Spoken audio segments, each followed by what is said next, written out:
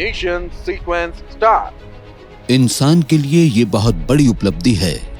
3, 2, 1. Lift off. We have a lift off. धरती से निकलकर बाहरी दुनिया तक का सफर। स्पेस में जाना यकीन नहीं होता। दिमाग घूम जाता है ये सोचकर कि इंसान ये जान पाया कि उसे ये सब कैसे करना है। पर क्या हमारी अंतरिक्ष यात्राएं और ज्यादा कमाल की हो सकती हैं? बाहर झांकते ही मेरे मुंह से निकला, ये क्या है? Ancient astronaut theorist Giorgio Tsoukalos, लेखक डेविड चिल्ड्रेस और aerospace engineer doctor Travis Taylor के साथ मिलकर इस सवाल का जवाब तलाशेंगे कि क्या हमारे स्पेस प्रोग्राम पर एलियंस की नजर है? अगर हाँ, तो क्या वो इंसान के स्पेस ट्रैवलिंग शुरू करने के इंतजार में हैं?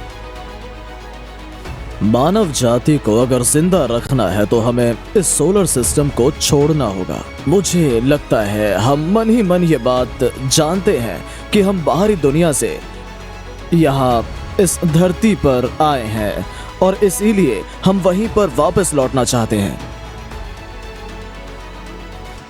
अंतरिक्ष में एक दरवाजा ऐसा है जिसके उस पार सच छुपा है, पर उस पार जाने के लिए हमें मन में सवाल पैदा करने होंगे। सबूत बिखरे पड़े हैं, भविष्य हमारी आंखों के सामने है, हमारे अलावा और भी दुनिया है और हमेशा से रही है। साइंस डॉक्यूमेंट्स मिस्ट्रीज पेश करता है द स्पेस ट्रैवलर्स। मुझे बेहद खुशी है कि आज हम सब लोग साथ हैं और स्पेस एक्सप्लोरेशन के हर पहलू पर बात करने वाले हैं। और मुझे लगता है ये इंसान की सोच के अंदर है कि उसे सितारों पर लौटना है। सितारों पर लौटने या वहां जाने की बात मैंने जानबूझकर कही क्योंकि एंशिएंट एस्ट्रोनॉट थ्योरी के मुताबिक इंसान धरती पर सितारों से ही आया था और इसीलिए वापस वहीं लौटना चाहता है। स्पेस एक्स ने इंटरनेशनल स्पेस स्टेशन में एस्ट्रोनॉट्स भेजे हैं। ये नया युग है स्पेस एक्सप्लोरेशन का, जिसमें अब प्राइवेट प्लेयर्स भी कदम रख चुके हैं। बेशक हम उस दौर में हैं कि अगर मेरे पास $2 करोड़ है तो रशियंस मुझे स्पेस ट्रिप पर भेज देंगे। मैं इंटरनेशनल स्पेस में भी जा सकता हूँ। सोच कर देखिए, दुनिया में ऐसे काफी लोग हैं जिनके लिए $2 करोड़ हाथ की मैल के बराबर है और आने वाले वक्त में स्पेस ट्रैवल महंगा नहीं होगा। जैसे इलॉन मस्क या बॉब बिगलो जैसे अमीरों को पैसों की कोई परवाह नहीं है और वो मंगल पर भी जाना चाहें तो उन्हें कोई रोक नहीं सकता है। उनके पास बेशुमार पैसा है, वो कुछ भी कर सकते हैं। उन्हें कोई सरकारी प्रोटोकॉल फॉलो नहीं करना है, वो जो चाहे वो कर सकते हैं। आप यही कह रहे हैं ना? आप समझ गए। बेशक अगर वो टैक्स पेमेंट में गड़बड़ नहीं कर रहे हैं तो हमें पता है कि इंटरनेशनल समझौतों के तहत स्पेस सबके लिए खुला है। वहां कोई भी जा सकता है। जैसे धरती के महासागरों की तरह धरती का लोअर ऑर्बिट पार करते ही हम पर कोई सरहद लागू नहीं होती। अच्छा, ये नई बात पता चली। और स्पेस में ज्यादा बार जाना होगा तो एलियंस दिखने के चांसेस भी काफी बढ़ जाते हैं। और सच में मुझे तो ऐसा ही लगता है कि ये हमारी किस्मत में लिखा है कि हम अपने सोलर सिस्टम को तो एक्सप्लोर करेंगे ही, बल्कि हम उसके पार भी चले जाएंगे क्योंकि हम वहीं से तो आए हैं। यही हमारी सच्चाई है। मैं मानता हूँ। और हर इंसान वहां जाना चाहता है। ये हमारे खून में है कि हमें एक्सप्लोर करना ही है। मेरा इसके बारे में ये ख्याल है कि इसके पीछे एक खास वजह ये सोच भी है कि एलियंस और यूएफओ भी तो धरती पे आते हैं और यही सोच रशियन स्पेस प्रोग्राम के शुरू होने की वजह है। धर्म की बात तो मैं नहीं करूंगा, लेकिन पर हाँ, ये मेटाफिजिक्स का हिस्सा है। सोवियत यूनियन से ही कॉस्मिज्म शुरू हुआ था। हाँ, कॉस्मिज्म के मुताबिक इस धरती पर जीवन स्पेस से आया था और स्पेस ही हमारी आखिरी मंजिल है। 19वीं सदी के आखिरी दौर में रूसी दार्शनिकों ने इंसान के जन्म की एक अलग और नई थ्योरी सामने रखी। इसे कॉस्मिज्म कहा जाता है। कॉस्मिज्म को हम एंशिएंट एस्ट्रोनॉट थ्योरी का रशियन वर्जन कह सकते हैं। तो कॉस्मिज्म के मुताबिक हम शायद सितारों से आए हैं और किसी दिन हमें वापस सितारों पर ही लौटना होगा। दरअसल रूसी स्पेस प्रोग्राम के पीछे कॉस्मिज्म ही मोटिवेटिंग फैक्टर रहा है। रूसी कॉस्मिज्म मानता आया है कि रूस आखिरकार इंसान को स्पेस में बसाएगा और ऐसा करना असल में यह स्पिरिचुअल काम होगा।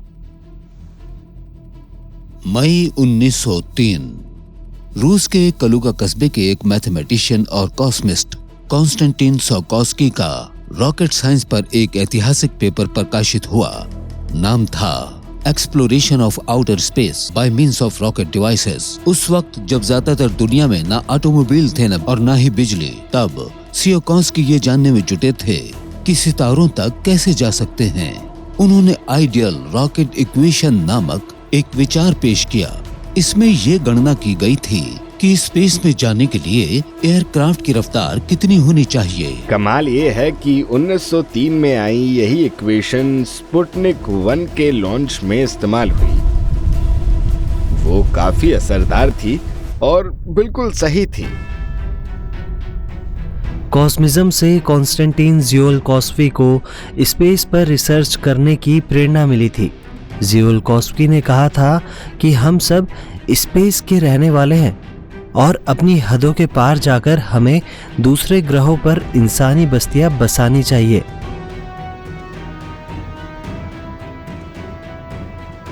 वो क्या वजह थी कि ज़ियोलकोस्की और बाकी कॉस्मिस्ट ऐसी अजीब बातें कर रहे थे? एंशिएंट एस्ट्रोनॉट थ्योरिस्ट मानते हैं कि जवाब ज़ियोलकोस्की के पेपर्स में है, जिनमें उन्होंने बाहरी दुनिया से संदेश मिलने का जिक्र किया है। ज़ियोलकोस्की की कहानी का इंटरेस्टिंग पार्ट वह है जब वह एक दूसरी दुनिया की शक्ति से कहते हैं कि मुझे अपने होने का सबूत दो, और उन्होंने देखा कि आसमान में बादलों से क्रॉस का एक निशान बन गया था। ये कोई नेचुरल फिनोमिना बिल्कुल नहीं था, ये उस शक्ति के होने का सबूत था।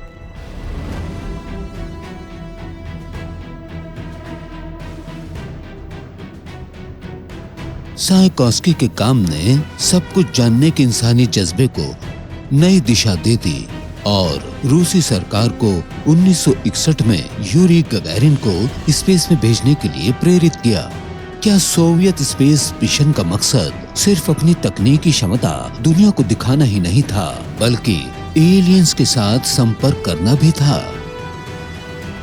तो क्या ऐसी रिपोर्ट्स भी मौजूद हैं जिनमें यूएफओ जैसी चीजें दिखने का जिक्र किया गया हो? रूसी कॉस्मोनॉट्स ने ऐसी कई रिपोर्ट्स दी हैं। एक मशहूर घटना 1984 की है, जब सॉल्यूट 7 स्पेस स्टेशन पर 3 कॉस्मोनॉट्स मौजूद थे।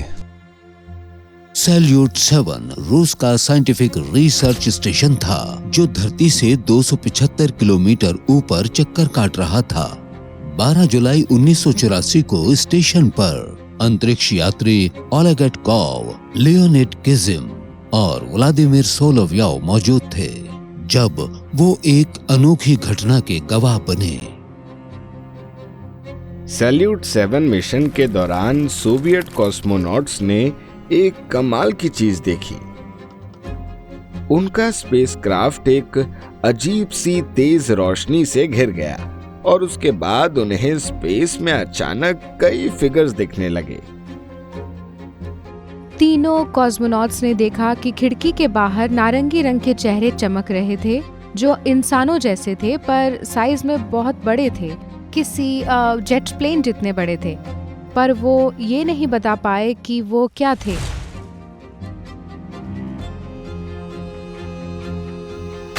रिसर्चर्स के लिए ये घटना इसलिए बेहद खास है क्योंकि अंतरिक्ष यात्रियों ने न सिर्फ कुछ अनोखा देखा था, बल्कि उन्हें अजीब सा एहसास भी हुआ था।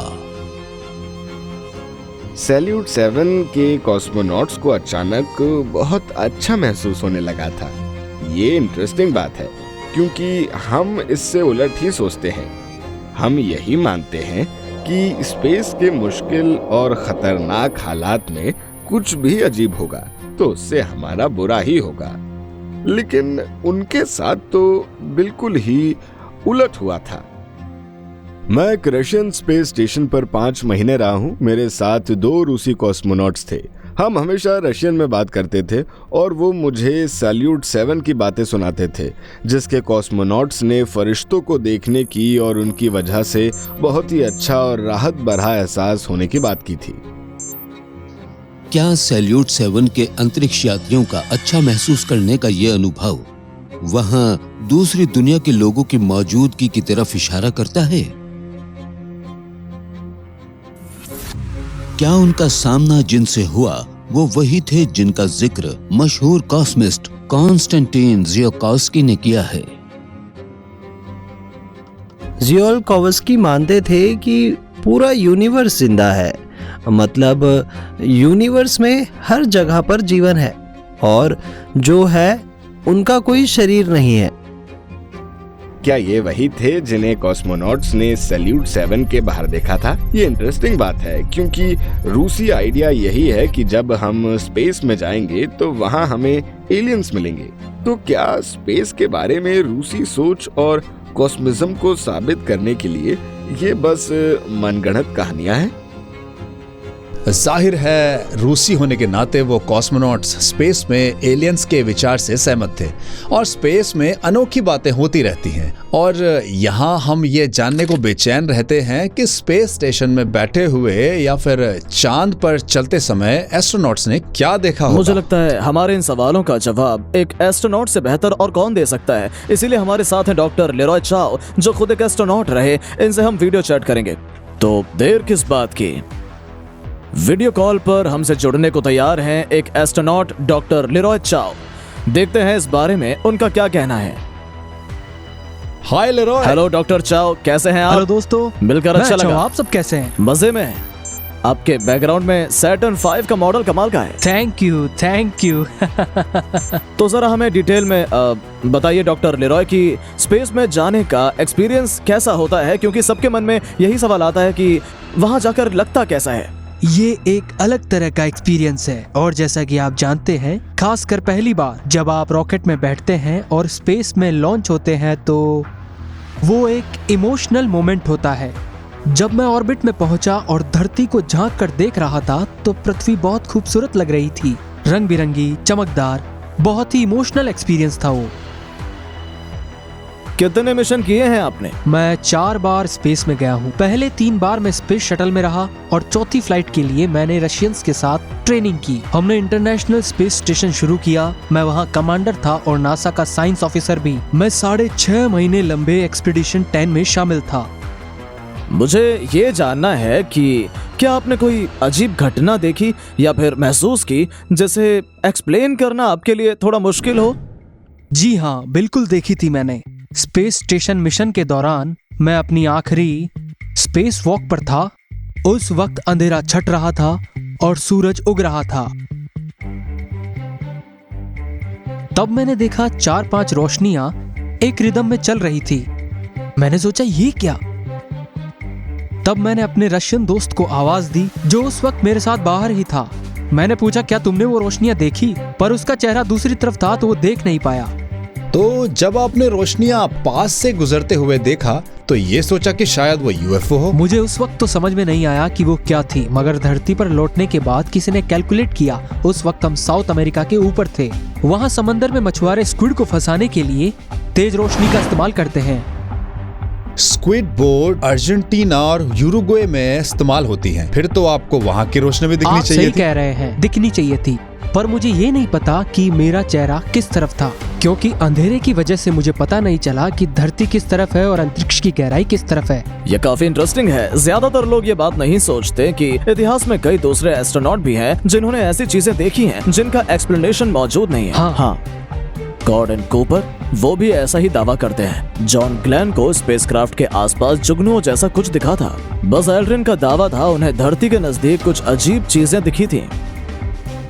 यूएफओ रिसर्चर्स के मुताबिक नासा के सबसे मशहूर मिशन के दौरान एक अनोखी चीज देखी गई थी। जुलाई 1969 में जब अपोलो 11 चांद की तरफ जा रहा था, तब बज़ ऑल्ड्रिन को खिड़की के बाहर कोई चीज उनका पीछा करती हुई दिखाई दी थी। तब उन्होंने और नील आर्मस्ट्रांग ने दिमाग लगाया कि वो क्या हो सकती थी। मैं खिड़की के बाहर झांक रहा था और अचानक मैंने कहा, ये क्या है? कोई तो चीज है जो लगातार साथ चल रही है। ऐसा बिल्कुल भी नहीं हो सकता। ये कितनी दूर होगी नील? अगर ये बहुत ज्यादा दूर थी तो यह सच में बहुत तेज भाग रही थी। अगर ये दूर नहीं थी तो इसकी रफ्तार ज्यादा नहीं थी। नील, इसे देखो तो। हमने ध्यान से देखा। ओहो, ये क्या है? शायद कोई एडवांस्ड रॉकेट था। खिड़की के बाहर हम उस चीज को देख ही रहे थे कि उसका इंजन स्टार्ट हुआ और वह अचानक गायब हो गई। मगर नहीं, शायद वह रॉकेट नहीं था। कह नहीं सकता क्योंकि वह बहुत ज्यादा दूर थी। क्या लगता है, कोई एलियन चीज है या फिर रशिया ने कुछ भेजा है? जो भी था, हम मून मिशन को कैंसिल करके उसके पीछे नहीं जाने वाले थे। बज़ ऑल्ड्रिन की तरह ही दूसरे एस्ट्रोनॉट्स के यूएफओ एनकाउंटर्स पर भी काफी सवाल हैं। लोग तो यही मानते हैं कि किसी यूएफओ ने उनका चांद तक पीछा किया था। कुछ तो ये भी कहते हैं कि चांद पर उनके पहुंचने से पहले ही यूएफओ वहां पहुंच चुके थे। लेरॉय, रशियन एस्ट्रोनॉट्स के साथ जब आप स्पेस में थे तो क्या कभी आपकी एलियंस पर या फिर यूएफओस पर बात हुआ करती थी? हम एस्ट्रोनॉट्स को कई बार अजीब सी चीजें दिखती है, पर हम नहीं जानते कि वो क्या है और क्या नहीं। एक एस्ट्रोनॉट हैं, जेरी लिनेंजर, जो नहीं जानते उन्हें जो दिखा वो क्या था। 1990 के दशक में उन्होंने 5 करोड़ मील का स्पेस ट्रैवल किया और धरती का चक्कर काट रहे स्पेस क्राफ्ट में लगी सबसे भयंकर आग से जिंदा बच निकले। मुझे स्पेस फ्लाइट पर जाने का मौका मिला, शानदार मौका था। फिर मीर नाम के रशियन स्पेस स्टेशन पर रहने का मौका भी मिला। तो लोग मुझसे पूछते हैं कि मैंने यूएफओ देखा। देखिए, मैं कुछ साबित नहीं करना चाहता, पर मैंने यूएफओ देखे हैं। हाँ, मेरे ख्याल से हम सबने ही कुछ ऐसा देखा जो हम नहीं जानते थे कि वो क्या थे। जब मैं स्पेस स्टेशन पर था तो एक बार मैंने सफेद गोल चीज पीस में देखी, जैसे दूर बर्फ के टेढ़े मेढ़े गोले हों। तब मैंने एक साथी कॉस्मोनॉट को बुलाकर पूछा कि क्या वो जानता है कि वो क्या चीज है। तो वो बोला, you know, I don't know. फिर हमने दिमाग लगाया कि शायद बाहरी टैंक से बर्फ के कुछ टुकड़े निकलकर रास्ते में आ रहे हैं, पर हम दोनों में से कोई कुछ नहीं समझ पा रहा था कि वो क्या था। ऐसी चीजें नजर आना आम बात है और मुझे कहने में झिझक नहीं है कि मैंने पास से गुजरती वो अजीब रोशनियां देखी थी।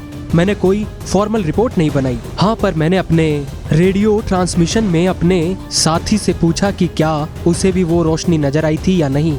ये पक्का नहीं है कि कोई एडवांस रॉकेट हमारी तरफ आ रहा था, पर यह भी नहीं कह सकते कि वो रॉकेट था या रॉकेट नहीं था। प्रोबेबिलिटी 0 नहीं है। वैसे आपको क्या लगता है कि जब उन्होंने आपको देखा तो वो समझ नहीं पाए कि वो क्या था, या वो कुछ ऐसा था जो हम सोच भी नहीं सकते? देखिए, हम लोग सिरे से कुछ भी खारिज नहीं कर सकते हैं और मैं ये भी नहीं कह सकता कि मैं कोई महाज्ञानी हूँ, पर मुझे पक्का यकीन है कि यूनिवर्स में हमसे ज्यादा इंटेलिजेंट लाइफ मौजूद है, कम से कम मेरी नजर में। अगर हम ये कहते हैं कि जो कुछ है धरती पर है और हम जैसा इंटेलिजेंट कोई नहीं है, तो ये सिर्फ हमारा घमंड है। थैंक यू सो मच, अच्छा लगा बात करके। थैंक यू, मुझे भी बहुत मजा आया। Thank you, thank you. Take care, bye. मेरे हिसाब से खास ये है कि लेरॉय को इंटरेस्टिंग एक्सपीरियंसेस हुए। उन्हें जो दिखा उसे वो एक्सप्लेन नहीं कर सकते, लेकिन हमने उन्हें बता दिया कि वो क्या हो सकता था। पर ऐसी अजीब चीजें तो बहुत से एस्ट्रोनॉट्स ने देखी। उनकी बात पे यकीन करें तो चलिए एक बार मान लेते हैं कि उन्होंने जो कुछ देखा वो सब कुदरत का करिश्मा था, न कि किसी एलियन द्वारा की गई चीज। पर न जाने हमारे पास ऐसी कितनी ही रिपोर्ट्स हैं, हम सबको खारिज कैसे करें? स्पेस प्रोग्राम से जुड़े लोग बातें छुपाते हैं। अमेरिकन स्पेस प्रोग्राम नासा में तो यही कोशिश रहती है कि यूएफओ या एलियंस जैसे आइडियाज पर तो बात ही ना हो। वो इनके होने की संभावना के बारे में बात नहीं करना चाहते। देखिए, अमेरिकी एस्ट्रोनॉट्स इसे एक बेकार सी ब्रुकिंग्स रिपोर्ट की वजह से छुपाते हैं। मर्करी प्रोग्राम शुरू होने के बाद 1960 में यह रिपोर्ट आई थी। इसमें यह फैसला किया गया था कि अगर धरती के बाहर जीवन होने की बात सामने आ गई तो इस बात से वो लोग घबरा जाएंगे। हाँ, ऐसा ही कुछ फैसला हुआ। इसीलिए स्पेस शटल प्रोग्राम से जुड़े लोगों को ये आदेश तो नहीं है, पर सलाह जरूर दी जाती है कि अगर उन्हें कुछ दिखे भी तो वो उस पर बात न करें। रफा दफा कर दें। यूएफओ रिसर्चर्स अंतरिक्ष में यूएफओ दिखने की बातों पर पर्दा डालने की शुरुआती दौर की एक घटना का जिक्र करते हैं। घटना 4 दिसंबर 1965 को फ्लोरिडा के केप कैनावरल से 12वीं अमेरिकी स्पेस फ्लाइट जेमिनी 7 के लॉन्च के कुछ देर बाद की है। इसमें अंतरिक्ष यात्री फ्रैंक बॉर्मन और जिंक लोवेल मौजूद थे। लॉन्च के कुछ ही घंटे बाद उन्होंने स्पेस में कुछ अजीब सा नजर आने की रिपोर्ट दी। नासा को रेडियो मैसेज आया कि खिड़की से बाहर कुछ झिलमिला रहा है। उन्हें सचमुच कुछ अजीब नजर आया, पर वो तब समझ नहीं पाए कि वो क्या था। इस पर नासा कंट्रोल रूम भड़क गया। कहा गया कि ऐसी बकवास बातें ना की जाएं। ये सिर्फ कचरा है, बूस्टर रॉकेट का कचरा। मगर एस्ट्रोनॉट अपनी बात पर अड़े रहे। जेमिनी कैप्सूल के साथ चल रहा क्राफ्ट उन्हें कई बार नजर आया। वो जब धरती पर लौटे तो बात पूरी तरह दबा दी गई। ये सब देखकर वो सन्न रह गए थे। मतलब उन्हें वो दिखा जो उन्होंने सोचा भी नहीं था, और वो आज भी नहीं जानते कि वो सब क्या था। ये एक आंखों देखी घटना है। ये सब उन्हें दरअसल स्पेसक्राफ्ट की खिड़की से बाहर झांकते हुए दिखा। एक और एस्ट्रोनॉट हैं एडगर मिचेल। रिटायर होने के बाद पूरी जिंदगी उन्होंने एलियंस पर एक उन्होंने और उनसे बात होने के दावे पे लगा दी। वो नासा के एस्ट्रोनॉट थे और उनका तो ये दावा था कि कोई था जो उनसे मिलने आया था। अंतरिक्ष यात्री एडगर मिचेल अपोलो 14 के ल्यूनर मॉड्यूल के पायलट थे।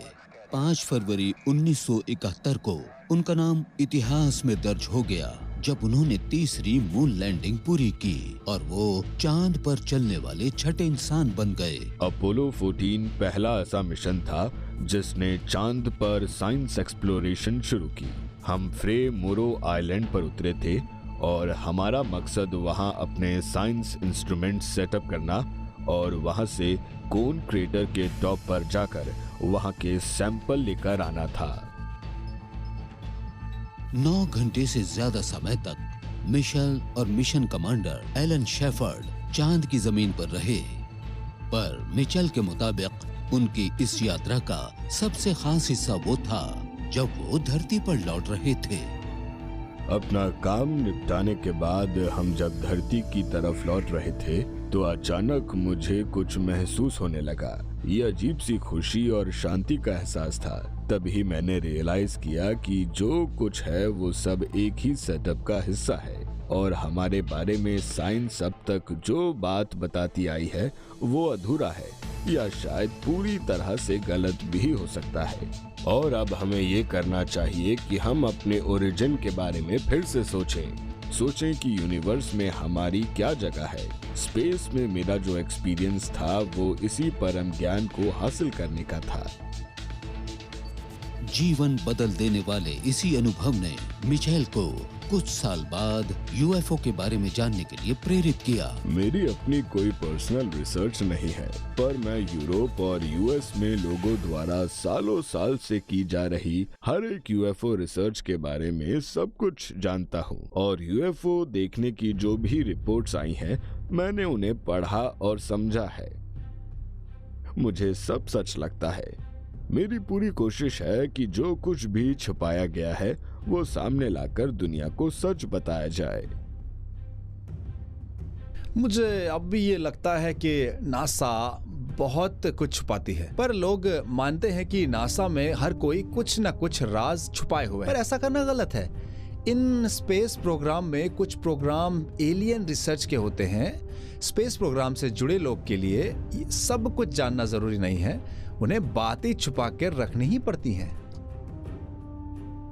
जहां तक मेरी बात है, मुझे लगता है अंतरिक्ष के चोर को ढूंढना और वहां पर इंसानी बस्तियां बसाना अब इंसान यही करने वाला है। शायद ये चीज हमारे डीएनए में ही मौजूद है कि हम उसी जगह पर वापस पहुंच जाएं जहां से हम इस धरती पर आए हैं। सही बात है। मुझे ये सब सुन के बहुत अच्छा लगता है कि एस्ट्रोनॉट्स और एलियन एनकाउंटर्स के बीच में बहुत सारी घटनाएं हुई हैं और अब तो इन चीजों के सबूत तस्वीरों के द्वारा भी मौजूद हैं। बिल्कुल। हमने नासा के एस्ट्रोनॉट्स की खींची हुई तस्वीरें देखी हैं जिनमें अजीब से स्पेसक्राफ्ट दिख रहे हैं, पर हम नहीं जानते कि वो असल में क्या है। उनकी हकीकत हमें नहीं पता। कुछ तस्वीरों में जो है वो शायद यूएफओ या एलियंस हैं। क्या आपने 2-3 लाल रोशनी वाली स्काई लैब की फोटो देखी है? हाँ, देखी है मैंने वो हाँ, फोटो। मैं भी उसी की बात करने वाला था। उस फोटो में सब क्लियर दिख रहा है और ये ध्यान देने वाली बात है। 25 मई 1973 को लॉन्च हुआ स्काई लैब अमेरिका का पहला स्पेस स्टेशन, जहां साइंटिफिक रिसर्च होती थी। ऑर्बिट में जाने के कोई 4 महीने बाद स्काई लैब पर मौजूद एस्ट्रोनॉट ओवेन गैरियट ने स्टेशन के बाहर मौजूद एक रहस्यमयी चीज की तस्वीर खींची। स्काईलैब 3 के क्रू को एक खिड़की के बाहर कुछ अजीब सा नजर आया। दूर कहीं लाल पीली रोशनियां पेंडुलम की तरह हिल रही थीं। क्रू नहीं जान पाया वो क्या था, पर ये साफ था कि वो रोशनियां काफी देर से उनके पीछे लगी हुई थीं। सबसे लॉजिकल एक्सप्लेनेशन यही थी कि ये कोई सैटेलाइट था या किसी स्पेसक्राफ्ट का कचरा हो सकता है, मगर क्रू ने ये तब जरूर नोट किया कि उन्होंने ऑर्बिट में सैटेलाइट भी देखी थी, पर ये जो रोशनियां उन्हें दिखी ये सैटेलाइट जैसी बिल्कुल नहीं थी। आखिरकार दुनिया को यही बताया गया कि ये स्पेस स्टेशन में बैकग्राउंड में लगे एक पैनल का बस एक रिफ्लेक्शन था जो खिड़की से लोगों को दिख रहा था।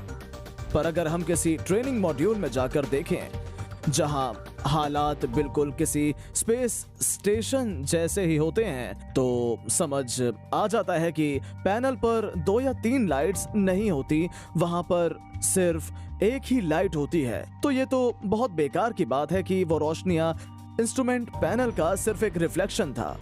मैं तो ये मानने को बिल्कुल भी तैयार नहीं हूँ। ये बड़ी इंटरेस्टिंग बात है। अगर मेरा अंदाजा गलत नहीं है तो फिर स्पेस स्टेशंस पर कैमरास भी तो लगे होते होंगे, है ना? ये तब का वीडियो है जब स्पेस में शटल जाने लगे थे। इसमें जो सच है वो सच है, पर हमारी समझ से परे है। जहां तक यूएफओ रिसर्च की बात है तो आउटर स्पेस में लिए गए अब तक के कुछ बेहतरीन वीडियो दिसंबर 1996 में नासा के STS-80 मिशन पर लिए गए थे। कोलंबिया स्पेस शटल मिशन के दौरान एस्ट्रोनॉट स्टोरी मस्ग्रेव ने एक के बाद एक कई अजीब बातें रिकॉर्ड की, जिनमें धीरे धीरे चल रही 2 गोल चीजें भी थी। ये जो फुटेज है ये STS-80 मिशन की है और इसमें धरती के ऑर्बिट में इंजन वाला एक क्राफ्ट साफ दिख रहा है। ये उसी तरह से चल रहा है जैसे माना जाता है कि यूएफओ और एलियन स्पेसक्राफ्ट चलते हैं। बेशक नासा विज्ञानियों ने इन्हें बर्फ के टुकड़े कहकर खारिज कर दिया था, मगर इन शानदार तस्वीरों ने रिसर्चर्स का ध्यान खींचा है। इनमें एरोस्पेस इंजीनियर और digital imaging expert doctor Mark Carlotto भी शामिल हैं। इन वीडियोस की जांच करने में सैकड़ों घंटे बिताने के बाद वो इस नतीजे पर पहुंचे हैं कि इन तस्वीरों में जो चीज है उसे इंटेलिजेंटली कंट्रोल किया जा रहा था। सूरज निकलने के बाद बहुत सी चीजें दिखने लगती हैं। नासा ने यही कहा है कि तस्वीरों में कुछ पार्टिकल्स हैं जो अंधेरे से उजाले में आते ही सूरज की रोशनी से चमकने लगते हैं। ऐसे में कैमरा उन्हें कैप्चर कर लेता है और अगर ये पार्टिकल्स प्रेशर के साथ किसी क्राफ्ट से निकले तो ये घूमते हुए नजर आते हैं। हालांकि वीडियो के शुरू में जो है उस पर नासा चुप है। इसमें 1 मिनट तक धरती नजर आती है और फिर डिस्क और रोशनी की लकीरें दिखने लगती हैं और कैमरा के जूम होते ही हमें धरती पर पोर्टो रिको नजर आता है और स्क्रीन के बीचों बीच ये एक चमकता हुआ ब्लॉब या गोला दिखाई देता है। कैमरा जूम होता है और इसे कैमरामैन इधर उधर घुमाता है जैसे कुछ ढूंढ रहा हो। अगले ही पल अचानक कुछ नजर आने लगता है, मानो कहीं से आ टपका हो। इस इवेंट को अगर हम ध्यान से देखें तो अपने पीछे ये एक लकीर छोड़ रहा है, एक ट्रेल छोड़ रहा है। ये लकीर बहुत तेजी से बन रही है। ये अनोखी बात है। इस मैप पर पोर्टो रिको और वर्जिन आइलैंड दिखाई दे रहे हैं और इसे मैं वीडियो के एक फ्रेम पर ओवरलैप करके देखूंगा। देखिए ये चीज दिखी और लेफ्ट टू राइट निकल गई। ये आधे सेकंड में कोई 550 किलोमीटर यानी 1 सेकंड में 1100 किलोमीटर की स्पीड से निकली है। यही चीज बिजली की रफ्तार से चल रही है। इस इलाके में बिजली नहीं चमक रही है और कोई नेचुरल इवेंट भी ऐसा नहीं होता। पर वीडियो में मौजूद इस चीज के बारे में नासा या किसी और ने भी कभी कोई बात नहीं की। ऐसा तो नहीं कि आउटर स्पेस में एलियंस की मौजूदगी के फुटेज नासा के पास पहले से हों, इसलिए उसने कुदरती घटना बताकर इसे खारिज कर दिया हो। एंशिएंट एस्ट्रोनॉट्स को यकीन है कि अंतरिक्ष में इंसान जिस तरह से कदम बढ़ा रहा है, वो दिन दूर नहीं जब एलियंस से मुलाकात को हम रिकॉर्ड कर पाएंगे, जिसे खारिज करना मुश्किल होगा। तो अब अगला कदम क्या है? शायद मंगल पर जाना। आपको क्या लगता है, हमारे बहुत से सवालों के जवाब वही मिलेंगे? देखिए, मेरा जवाब यही है कि अब मुझसे इंतजार नहीं होता। पहले दौड़ चांद तक थी, अब मंगल तक है। पर इस बार इस मैदान में खिलाड़ी पहले से ज्यादा है ना। अब सिर्फ सरकारें ही नहीं है। देखिए, 3 देश सबसे आगे हैं, रूस, चीन और अमेरिका, और ये देश चांद से मंगल तक जाने के लिए तैयार हैं। लेकिन सरकारों के अलावा कई अरबपति ऐसे हैं जो जहां जाना चाहें वो जाएंगे, कोई उन्हें रोक नहीं सकता। और इन सरकारों के मुकाबले वो ये काम कम लागत में कर सकते हैं। और क्योंकि अब हम मंगल के नजदीक पहुंच रहे हैं, तो आपको लगता है कि हमारे सवालों के जवाब हमें वही मिलेंगे? मेरा फिर भी वही जवाब है कि अब इंतजार नहीं होता। खैर, एक तस्वीर ऐसी है जो मार्स रिकॉनेसेंस ऑर्बिटर के डेटाबेस में आज भी मिल जाएगी। इसमें पानी से भरा गड्ढा है, आइसबर्ग है और एक बादल भी है। ये सब एक ही तस्वीर में है। शायद हमें वहां पानी मिलेगा, और अगर पानी मिल गया तो गर्मियों में टेम्परेचर 67 डिग्री तक जाता है। बिल्कुल, वो तो मिलना ही है। देखिए, एक बात यह है कि जब हम लाइफ की बात करते हैं तो फिर हम अपने जैसे इंसानों को ढूंढने लगते हैं। पर अगर बैक्टीरिया भी हमें वहां मिल गए तो मेरे ख्याल से ये हमारे लिए बहुत बड़ी बात हो जाएगी, और खासकर मेरे लिए तो ये बहुत बड़ी बात है। मानता हूँ जियो, ज्यादातर लोग ऐसा ही सोचते हैं, पर मैं एक बात कहना चाहूंगा। हो सकता है 100 करोड़ साल पहले धरती के बजाय मंगल पर पानी हो, हरियाली हो, और फिर वहां पर कुछ ऐसा घट गया हो जिसकी वजह से हमें वो छोड़कर यहाँ पर आना पड़ा। हम मंगल से धरती पर आए हैं। कुछ एंशिएंट एस्ट्रोनॉट थियोरिस्ट ये अजीब बात कहते आए हैं कि इंसान असल में धरती के सबसे नजदीकी पड़ोसी पर पैदा हुआ था। उनका ये भी मानना है कि अंतरिक्ष में इंसान का हर एक सफर असल में पूर्वजों की धरती पर लौटने की कोशिश है। बेशक ये किसी साइंस फिक्शन फिल्म की कहानी जैसा है, लेकिन मंगल के बारे में मौजूद जानकारियों के आधार पर कुछ विज्ञानी मानते हैं कि ये विचार एक सच्चाई हो सकता है। मंगल ग्रह किसी वक्त बिल्कुल धरती जैसा ही था। ये नीले महासागरों की दुनिया थी जहां काफी ज्यादा पानी था। ये हम जानते हैं कि अरबों खरबों साल पहले जब धरती पर हमारी शुरुआत हो रही थी, तब मंगल रहने लायक बेहतर जगह थी, धरती से भी बेहतर। हम जानते हैं कि वहाँ घना एटमॉस्फेयर था जिसने मंगल को ढका हुआ था।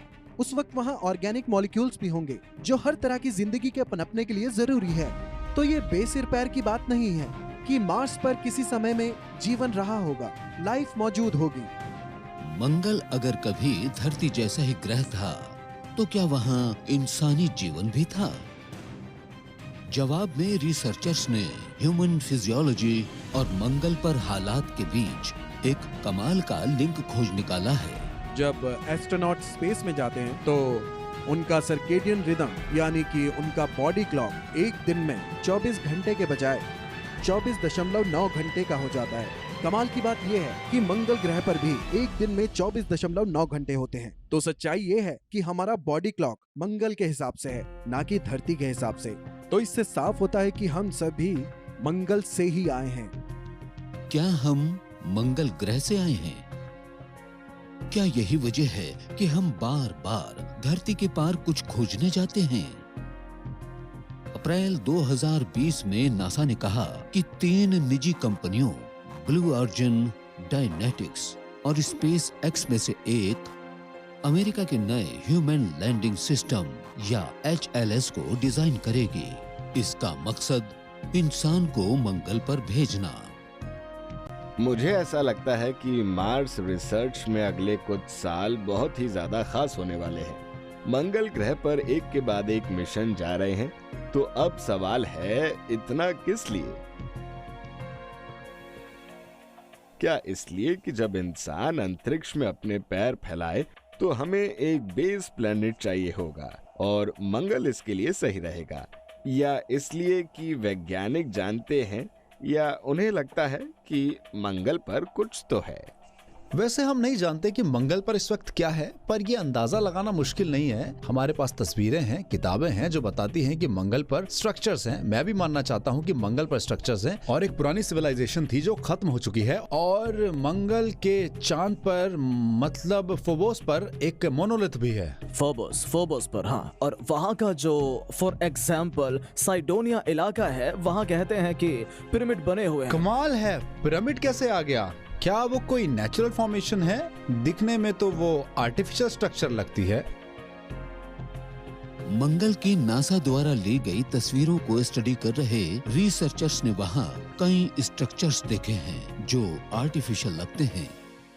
वहाँ पिरामिड जैसे कई स्ट्रक्चर्स जिन्हें द सिटी नाम दिया गया है, इनमें से एक पर चेहरा भी बना है। ये मंगल पर किसी पुरानी सभ्यता के संकेत हो सकते हैं। वो टाइम ज्यादा दूर नहीं है जब मंगल पर हम माइक्रोब्स होने के पक्के सबूत ढूंढ लेंगे, और ये बिल्कुल होली ग्रेल को ढूंढने जैसा होगा। हो सकता है कि हमें वहाँ किसी पुरानी सभ्यता के संकेत मिल जाए। ये जब इंसान मंगल पर कदम रखेगा तो क्या उसे रेड प्लेनेट पर पहले से किसी के होने के सबूत मिलेंगे, या फिर कुछ इससे भी बड़ी चीज? मंगल के बारे में ये सवाल वर्षों से हमारे सामने आते रहे हैं, और अब जबकि वहां पहुंचने की शुरुआत सच में हो चुकी है, तो हमें सारे जवाब भी मिल ही जाएंगे, और शायद हमारी आखिरी सांस से पहले ही मिल जाएं। हम इतने रोमांचक दौर में रह रहे हैं। नासा की योजना है कि 2030 से पहले ही वो मंगल पर अपना पहला इंसान भेजे, मतलब 7-8 साल के अंदर। यानी कि हम देख पाएंगे कि अगर वहाँ कोई सिविलाइजेशन थी तो पूरी कोशिश यही होगी कि उसी लोकेशन पर उतरा जाए ताकि पता चल सके। हाँ, और शायद उसके निशान भी मिल जाएं। दरअसल जब हम मंगल पर पहुंचेंगे तो शायद मंगल पर लौटना होगा, क्योंकि हम वहीं से तो आए हैं। और हमें सच को मानने के लिए तैयार रहना पड़ेगा। लेकिन एक और बात है, हम हमेशा यहाँ नहीं रहेंगे। कभी न कभी कुछ ऐसी चीजें जरूर होंगी जो धरती पर कयामत लाए। तो अगर हम चाहते हैं कि इंसान जिंदा रहे, तो हमें यकीनन इस धरती को छोड़कर कहीं और जाना ही होगा। बिल्कुल। हमारी आज की बातचीत बहुत कमाल की और बहुत शानदार रही, और हम जिस दौर में हैं वो बहुत ही एक्साइटिंग है, क्योंकि स्पेस ट्रैवल का प्राइवेटाइजेशन हो रहा है और हम स्पेस में लौटने के लिए पूरी तरह तैयार हैं, अपने सोलर सिस्टम को एक्सप्लोर करने के लिए और उसके पार जाने के लिए, क्योंकि हमारा रिश्ता पूरे यूनिवर्स से है। मेरे ख्याल से 100 से भी कम साल में हमें फिजिक्स की इतनी एडवांस नॉलेज हो जाएगी कि हम बहुत तेज स्पीड से ट्रेवल कर पाएंगे। शायद हम लाइट की स्पीड से ट्रेवल कर पाएं, या फिर हो सकता है कि उससे थोड़ी कम स्पीड से। फिजिक्स की थ्योरी के हिसाब से ऐसा करना बिल्कुल मुमकिन है। अब बस थ्योरी को प्रैक्टिकल में देखना है। तो देखिए, मेरा मानना यह है कि अभी तो हमने शुरुआत की है। बिल्कुल, कभी ना कभी धरती पर कयामत जैसा कुछ होगा ही। क्या पता करोड़ों साल बाद, लाखों साल बाद, या फिर अगले हफ्ते, कभी भी हो सकता है, हमें नहीं पता। हमें चांद पर जाकर इंसान बसाने होंगे, मंगल पर जाकर इसे रहने लायक बनाना होगा। हमें धरती से जाना ही होगा अगर हमें मानव जाति को बचाना है। और क्या पता हम ऐसा पहले कर चुके हों। शायद हम किसी सर्वाइवल प्रोसेस का हिस्सा रहे हों। आसमान में कितने ही तारे हैं, उसमें से किसी पर सिविलाइजेशन जरूर रही होगी। तो वो जब एक्सप्लोर करने निकले होंगे तो यूनिवर्स में जगह जगह फैल गए होंगे। शायद यही हुआ हो। रशियन कॉस्मोनॉट्स मानते हैं कि हम दूसरी दुनिया से आए थे और हम वहीं वापस जाने वाले हैं। वैसे आजकल हम वही तो कर रहे हैं ना। एक्सप्लोरर के तौर पर सितारों की तरफ लौट रहे मेरे हैं। ख्याल से आप यही सोच रहे हैं। पता इन बातों से मुझे एडगर राइस बरो याद आ रहे हैं, जिन्होंने साइंस फिक्शन के सुनहरे दौर से बहुत पहले ऐसी कहानियां लिख दी थी, जैसे John Carter of Mars, chessmen of Mars, princess of the Mars. Barsoomian adventure में एक इंसान, शायद जॉन कार्टर ही था, तो वो धरती छोड़कर मंगल पर जाता है और उसे वहां एक पूरी सिविलाइजेशन नजर आती है। साइंस फिक्शन से हमारी इमेजिनेशन बढ़ती है। मुझे ये बचपन से ही इंस्पायर करती आई है। जब मैं स्टार ट्रैक देखता था, रॉबर्ट हाइमलिन, एज़िमोव, आर्थर सी क्लार्क, इनको पढ़ने पर भविष्य दिखाई देता था। ऐसा कई बार हुआ है कि साइंस फिक्शन हमारे सामने ये साइज फैक्ट बन के आया है। टेक्नोलॉजी भी तो कितनी तेजी से आगे बढ़ी है। जरा सोच कर देखिए, आज से 20 साल बाद हम किस मुकाम पर होंगे। पता है, मुझे इन सब एंशिएंट एस्ट्रोनॉट थ्योरीज को जानना है। मुझे स्पेस में जाकर थॉर और ज्यूस और ऐसे बाकी लोगों से मिलना है और पूछना है कि आप लोग शायद वो इस बताइए। इंतजार में हैं कि हम उन तक पहुंचेंगे और वो हमसे पूछेंगे कि इतनी देर क्यों लगा दी। बिल्कुल। मुझे सच में लगता है कि स्पेस को एक्सप्लोर करना हमारी डेस्टिनी है, और शायद स्पेस में जाकर रहना भी। और जब कभी हम ये कर पाए तो हमारी मुलाकात हमारे एलियन पूर्वजों से भी होगी। और सच कहूं तो मैं ये जानने के लिए बहुत एक्साइटेड हूं कि हमारा फ्यूचर